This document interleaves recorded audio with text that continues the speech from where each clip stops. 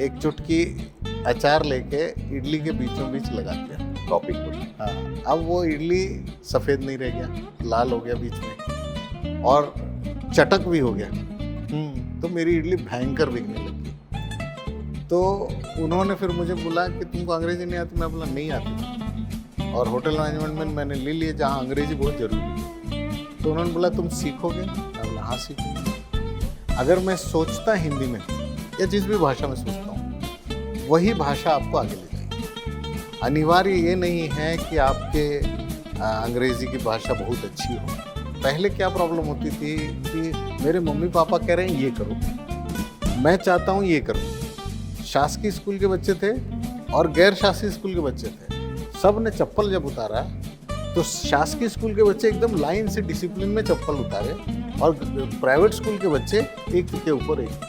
इसका मतलब डिसिप्लिन के मामले में हमारे बच्चे बहुत ही अच्छे। हाँ, तो वो 1 करोड़ 2 करोड़ 5 करोड़ उनकी जर्नी में देखता हूँ तो मुझे खुशी होती है। दुनिया की परिस्थिति 5 साल 6 साल आगे की सोचेंगे और फिर आज का करियर डिसाइड करेंगे तो बेहतर होगा। आज के हिसाब से करेंगे तो 2-3 साल में ये टेक्नोलॉजी बदल रही है।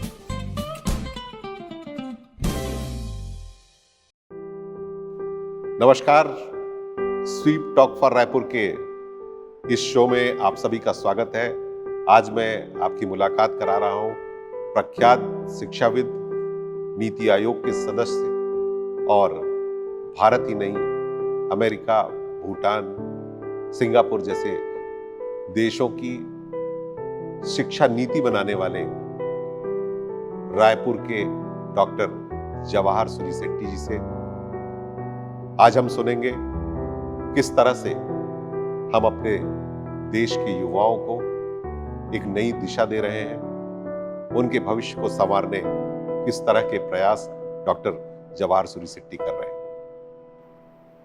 हम सब जानते हैं शिक्षा का महत्व न सिर्फ देश की प्रगति में बल्कि हम सब की खुशहाली में बहुत ही महत्वपूर्ण स्थान रखता है।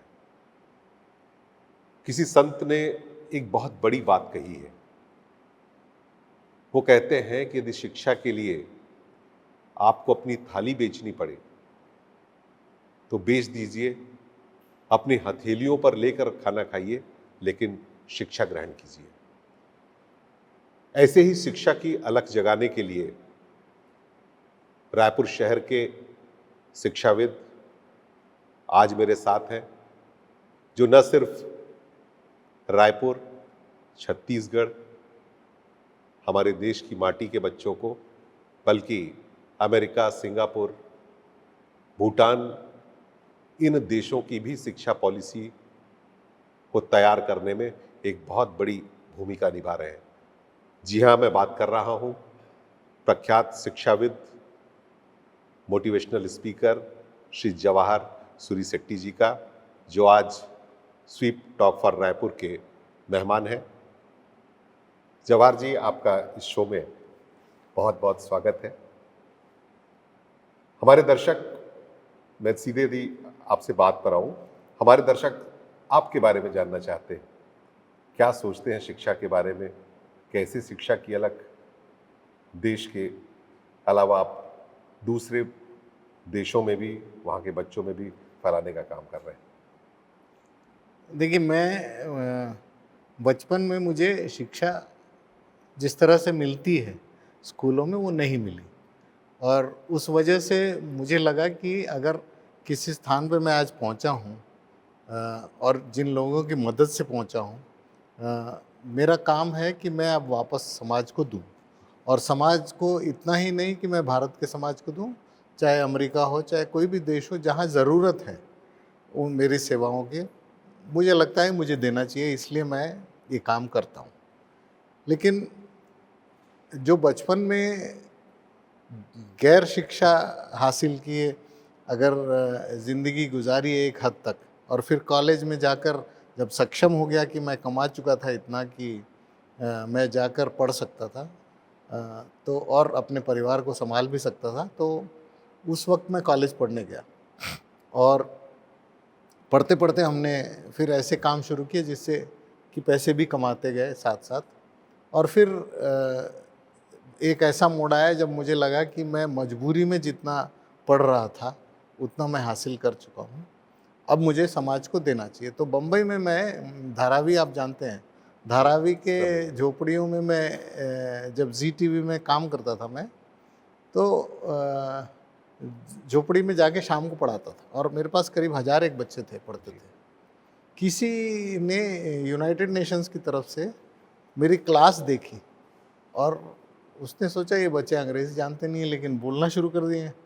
तो उसने रिकमेंड किया कि एक ऐसा व्यक्ति है जिसको अगर शिक्षा के काम में लगा दिया जाए तो शायद एक महत्वपूर्ण कदम दुनिया के लिए होगा। तो मुझे उठाया गया और वहाँ से ले जाया गया कि आप पीएचडी करिए यूनिवर्सिटी ऑफ वाशिंगटन से, और पूरा यूनिसेफ स्पॉन्सर्ड पीएचडी था। तो जब हुआ तो मेरा करार ये था कि चूँकि मेरा ज़्यादातर पैसा अमेरिका दे रहा था, तो उनका कहना था कि 19 दिन आप हमको देंगे जी। जब तक आप जिंदा हैं और जब तक आप सेवाएं दे सकते हैं, 19 दिन यूएस के नाम। तो मैंने उसको ऐसा देखा कि जब पीएचडी करा रहे हैं तो कर लेना चाहिए, लेकिन 19 दिन अगर मैं छोड़ दूं तो 349 दिन तो मैं भारत के लिए कर सकता हूँ। इसको इस नज़रिए से देख के मैंने उसको कर लिया और कुछ 5 साल मैंने वहाँ काम किया और वहाँ बहुत कुछ सीखा। और फिर एक दिन डॉक्टर मनमोहन सिंह आए थे बराक ओबामा से मिलने, तो उन्होंने कहा कि भारतीय शिक्षा को हमको उठाना है और कुछ ऐसा करना है जो अच्छा हो, कोई एक आदमी दीजिए। तो बराक ओबामा ने एक हल्की सी मुस्कान के साथ कहा, आपका एक भारतीय है मेरे पास जो हमको सिखाता है ये चीज़ें, आप कुछ दिन के लिए उनको ले जा सकते हैं। तो मुझे भी लगा कि भारत जाना चाहिए, तो मैं उस समय आ गया फिर भारत। मैं थोड़ा आपके बचपन में भी जाना चाहूँगा, वो टॉपर्स वाली जो टॉपिंग की जो इडली थी आपकी, वो क्या थी? क्योंकि आज हम जिस मुकाम पर आपको देखते हैं उसके पीछे एक बहुत बड़ा संघर्ष है, और सबसे बड़ी चीज़ आपकी माँ ने जो आपको हौसला दिया है, मैं उसके बारे में जानना चाहूँगा। 8 साल की उम्र में मैं, घर की परिस्थिति ऐसी थी कि मुझे हम 5 बच्चे थे, तो मुझे कुछ ऐसा करना था जिससे कि जीवन यापन हो सके। तो चूंकि मेरी मम्मी ने बोला कि मुझे इडली बनाना आता है तो बेच सकता है तो बेच ले, तो मैं जगह खोजने निकला। तो जब जगह खोजने निकला तो विशाखापट्टनम में एक जगदम्बा जंक्शन है, और वहाँ पे एक ठेला था जिसमें लाल पेंट से कुछ लिखा हुआ था नंबर, अच्छा। खाली ठेला था। तो मैंने वो फ़ोन कर लिया उनको, तो जिसने फ़ोन उठाया उसने सोचा एक बच्चा बात कर रहा है, कोई ज़रूर मजाक कर रहा होगा। तो मैंने बोला कितना किराया लोगे? तो उन्होंने बोला आपको किराए के बारे में बात करना है तो मेरे घर आओ। वो एक झोपड़ी में रहता था और उसकी पत्नी अचार बनाती थी। तो मैं चला गया। उसने जब मेरे से बात किया 10 मिनट तो उसको लगा ये आदमी सीरियस है। तो उसने बोला कि देखो बेटा, मैं 50 रुपये मांगने वाला था तुमसे किराया, लेकिन मुझे लगता है कि तुम कुछ कर जाओगे, तो मैं तुमसे किराया नहीं लूँगा। एक काम करना, तुम 10 बोतल अचार मेरे से ले जाना। अच्छा। मैं साइकिल पे बेचता हूँ, मेरा मेहनत भी कम पड़ेगा, या मैं जो बेचूंगा वो एक्स्ट्रा, और 10 बोतल अगर आप बेच लोगे अचार तो 1 बोतल फ्री। अब मैं उस रात को जब घर पहुंचा, मेरा डील हो गया, सब चीज़ हो गया, खुश एकदम। लेकिन मुझे जब मैं रात को वो पिक्चर देखा ठेले की कि ऐसी होगी कल, तो मुझे ध्यान आया कि बगल में 11 ठेले और थे और सब इडली बेच रहे थे। तो मुझे लगा ये तो मुसीबत मोल लिया मैंने। डील, कंपटीशन के हाँ, बीच है। डील तो अच्छा था, लेकिन इडली की जगह कुछ और बेचना था। फिर अब हो गया देर, मम्मी बोली कि वही चीज़ बन सकती है। तो मैंने सोचा कि कुछ ना कुछ ऐसा करते हैं, जिससे कि इडली में भी फ़र्क आ जाए। तो इडली की 2 खास बातें हैं, एक तो वो सफ़ेद होता है और दूसरा है उसका बेस्वाद होता है, सांभर चटनी के साथ चलता है। बिल्कुल। तो मैंने क्या किया, वो 10 बोतलों में से 1 बोतल एडवांस में निकाल लिया और निकाल के एक चुटकी अचार लेके इडली के बीचों बीच लगा दिया। टॉपिंग होती है। हाँ, अब वो इडली सफ़ेद नहीं रह गया, लाल हो गया बीच में। और चटक भी हो गया। तो मेरी इडली भयंकर बिकने लग गई। तो ये शुरुआत थी एक नई सोच की, जो आज भी मुझे अगर दुनिया भर में थिंक प्रोफेसर के नाम से जानते हैं। हाँ, तो थिंक प्रोफेसर इसलिए बोलते हैं कि मैं आड़ा टेढ़ा सोचता हूँ। हाँ, कुछ भी सोच सकता हूँ जो एक क्लासरूम के चार दीवारी में जो बच्चे ने सीखा है उससे परे सोच सकता हूँ मैं। हाँ, और उसी सोच को मैंने शिक्षा में लगाया, स्टार्टअप में लगाया, स्मार्ट सिटीज़ में लगाया, हर जगह लगाया और हर जगह सफलता मिली। तो ये सोच का उद्गम स्थल वो इडली है। डॉक्टर साहब, जब आप शुरुआती दिनों में थे, संघर्ष का भी दिन था और विशुद्ध हिंदी मीडियम से आप ने अपनी पढ़ाई जारी रखी थी। आपके आर्टिकल्स टाइम्स ऑफ इंडिया जैसे बड़े अखबारों में छपने शुरू हुए। ये किस तरह का चेंज था और ये कैसे आया? देखिए, स्कूल नहीं होने की वजह से मुझे जो बोलचाल की भाषा है वो आती थी, लेकिन अंग्रेजी नहीं आती थी, एकदम डब्बा गोल था। तो जब मैं प्राइवेटली 12वीं पास करके होटल मैनेजमेंट करने गया, एक कॉम्पिटिटिव एग्ज़ाम में मैं पास हो गया और उस समय 4 होते थे, तो कलकत्ता चला गया मैं, जो सबसे नज़दीक था। तो कलकत्ता में पहला दिन मुझे कुछ समझ में नहीं आया। व्हाट इज़ योर नेम बोले तो समझ में ही नहीं आया मुझे। जी। तो मेरे आजू बाजू के जितने लड़के थे अच्छे घरों से थे, तो उन्होंने चिढ़ाना शुरू कर दिया। ये तब तक चलता रहा जब मैं बस चढ़ गया। अब बस में वो लोग, इसको अंग्रेजी नहीं आती थी बोले ना, तो एक महिला उठी और महिला, इसको नहीं अंग्रेजी आती तो तुमको क्या तकलीफ है, हाँ करके बोल के डरा दी। मुझे टीचर लग रही थी।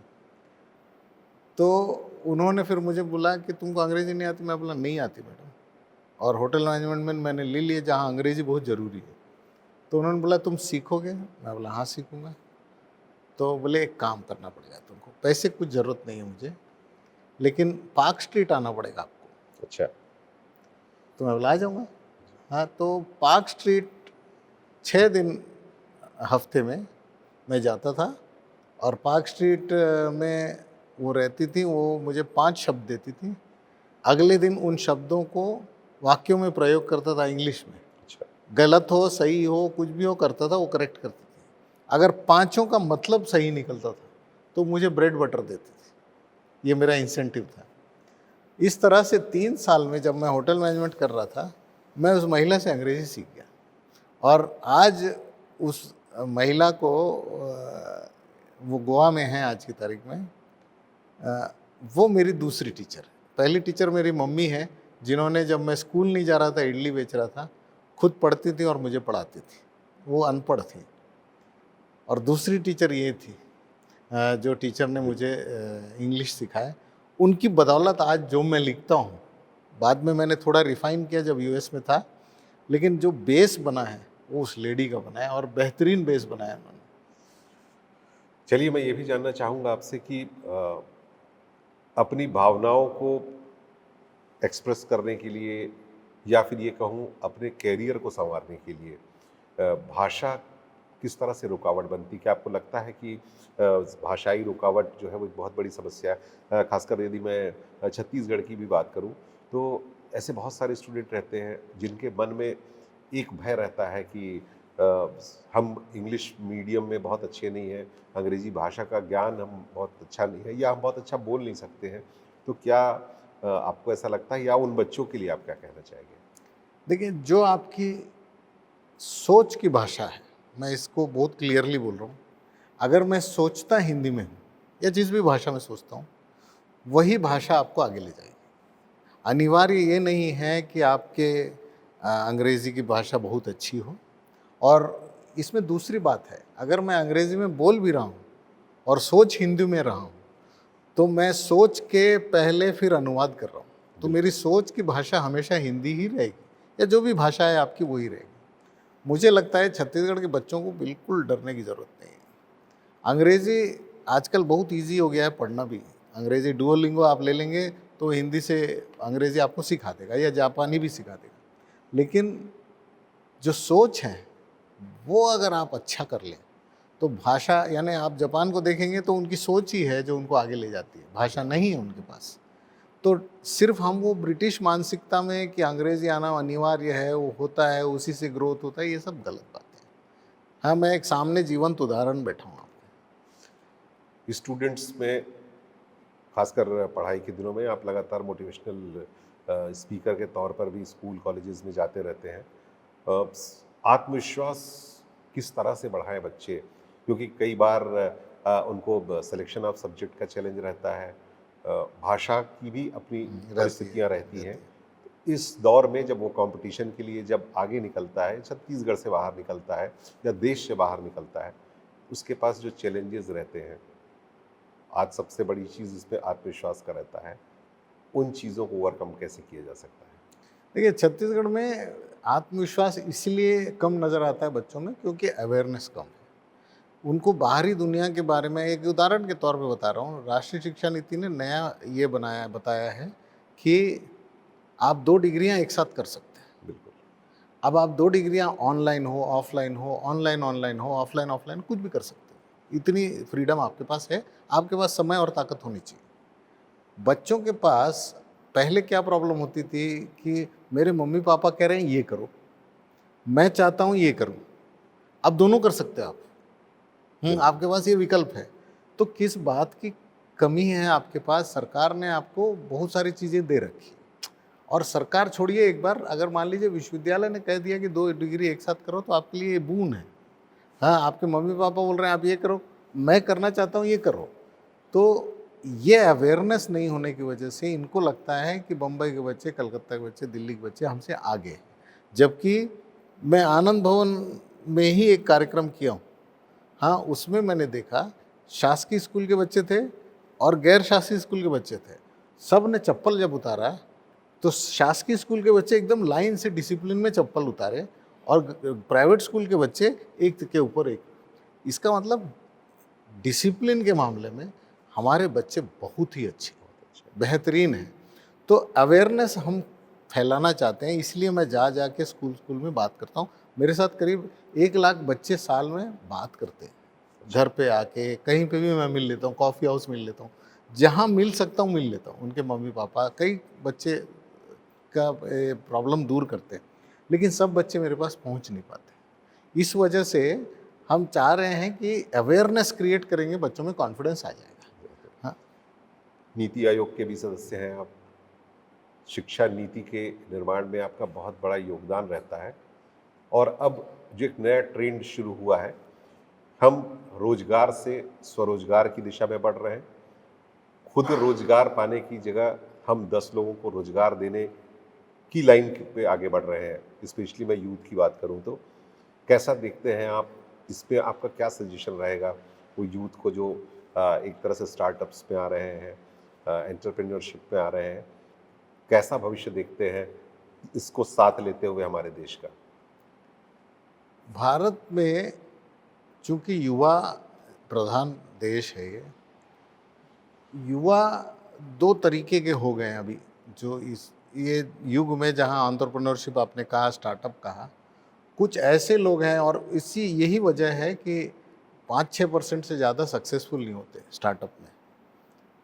और उसका कारण है कि अगर मुझे कहीं नौकरी नहीं मिली तो दिखावे के लिए मैं बोलता हूँ मुझे नौकरी नहीं करना है, मुझे स्टार्टअप करना है। ये सोच एक विकृति है। मैं अपनी हार मान जाऊँ तो मेरे लिए बेहतर होगा। लेकिन मैं अपने माँ बाप को धोखा दूँ, मैं अपने सिस्टम को धोखा दूँ, मैं दिखावे में रहूँ, एक कार्ड बनवा लूँ, मैं फाउंडर हूँ, डायरेक्टर हूँ और एक कंपनी खोल दूँ और उसमें मेरे माँ बाप का थोड़ा बहुत पैसा डल जाए उसमें, लेकिन मेरे पास कोई आइडिया ना हो या बिजनेस आइडिया ना हो, तो मैं समय बर्बाद कर रहा हूँ और उनका पैसा बर्बाद कर रहा हूँ। एक दूसरा तबका है बच्चों का जिनकी ज़रूरत है ये, और जो चाहते हैं कि हम समाज में और अपने लिए कुछ कर सके। जो एक बहुत बड़ा तबका, आज मैं सवेरे ही उनसे बात करके आ रहा हूँ। हाँ, तो वो 1 करोड़, 2 करोड़, 5 करोड़ उनकी जर्नी में देखता हूँ तो मुझे खुशी होती है कि बहुत गरीब बच्चे बेहतरीन तरीके। एक उदाहरण के तौर पे एक लड़का है जो मेरे पास ट्रेनिंग ले रहा था स्टार्टअप की, और मैंने उसको 15,000 रुपये दिए कि ये रख। वो बस्तर के कुछ चीज़ें छोटी छोटी, मैं बोला 15,000 में लेके आ। बोला सर नहीं, मैं 15,000 नहीं लाऊंगा, 14,000 लाऊंगा। मैं बोला क्यों? बोले आने जाने का मेरा किराया भी लगेगा। मैं बोला ठीक है कर। आज वो 10 लाख रुपए महीने करता है, वही लड़का, छत्तीसगढ़ का लड़का, और बेहतरीन करता है। वो लगा रहता है उसमें और सिर्फ दिखावे में नहीं रहता है। ये एक बहुत बड़ी सोच जो बच्चों में आनी चाहिए कि मैं अपने तरफ से ऑनेस्ट रहूं, हाँ, अपने काम के प्रति। तो स्टार्टअप भी अच्छा है, जॉब भी अच्छा है, जो भी करोगे माँ बाप के लिए भी करोगे, अच्छा करोगे। मैं एक उस पर आपसे एक और टिप्स चाहूँगा, स्पेशली टीन एज के बच्चों के लिए, कि जब वो कैरियर का सिलेक्शन करें तो किन खास बातों का ध्यान रखें। कई बार हम देखते हैं कि कुछ टॉपर्स बच्चे स्पेसिफिक किसी स्ट्रीम पे जा रहे हैं तो उनका इंक्लिनेशन उस तरफ हो जाता है, और या जैसा अभी आप कह रहे थे कि एक समय था जब पेरेंट्स डिसाइड करते थे कि आपको सब्जेक्ट क्या लेना है। ऐसे डायलेमा के स्टेज में यदि मैं आपसे कोई गुरु मंत्र इन बच्चों के लिए चाहूँ तो क्या रहेगा? मुझे लगता है कि करियर की जब सोच आती है 8वीं 9वीं 10वीं इस टाइम पे आती है, अब तो बच्चे काफ़ी छोटे में भी हाँ बस सोचना कर शुरू लेते हैं, रहे लेकिन वो बदलते हैं फिर। जी। 6वीं में सोच लेते हैं, फिर 8वीं में बदलते हैं, फिर 10वीं में बदलते हैं। मान लेते हैं 8वीं 9वीं में ये आए और सोचना शुरू किया, तो उसमें 3 भागीदार हैं। एक तो है कि आपके दोस्त यार जो हैं वो भी इसमें भागीदार होते हैं कि मैं ये करूँगा, मैं वो करूँगा। आपके माँ बाप भागीदार होते हैं, क्योंकि कितना सक्षम है वो किसी चीज़ को कराने में या खर्च करने में, ये भी एक बड़ी सोच है। बच्चों को ये जिम्मेदारी से सोचनी चाहिए कि मैं अमेरिका जाऊँगा बोल देने से नहीं हो जाएगा। वो सक्षम है कि नहीं, या तुमको स्कॉलरशिप मिलेगा कि नहीं, ये सोचना पड़ेगा, आपके सर्कमस्टेंसेस सोचने पड़ेंगे। तो मैं जो मंत्र देता हूँ वो ये है कि आज का सोचोगे तो करियर आपका खराब होगा। आज से 5 साल बाद आप ज़िंदगी में जाओगे जहाँ काम करने, हाँ, तो उस समय समाज की परिस्थिति से करियर किस तरह से जुड़ा हुआ है ये बात कर रहा हूँ मैं। कि मान लीजिए आज आप चूँकि जुड़े हुए हैं निगम से, तो पानी की कमी है पूरी दुनिया में। तो जब पानी की कमी है, इसका मतलब पानी से जुड़ा हुआ करियर, जैसे वाटर ऑडिटर, हाँ, एक बड़ा करियर है 5 साल बाद। हाँ, वैसे ही आपके घरों में पानी का इस्तेमाल जब हम करते हैं, तो शावर में जो छेद है उसको अगर मैं छोटा कर देता हूँ तो पानी धीरे धीरे आता है, शरीर गीला होता है लेकिन पानी की खपत कम होती है। तो ये इंजीनियर्स, वाटर इंजीनियर्स, हाँ, या फिर अगर आप खेत है, हाँ, खेत में पानी बहुत इस्तेमाल होता है, तो मैं अगर 10 मंजिला खेत बनाता हूँ और ऊपर से पानी गिराता हूँ तो पहले वाले खेत में पानी जाएगा, फिर नीचे वाले में, फिर नीचे वाले में। तो इस तरह के नई चीज़ें आने वाली हैं।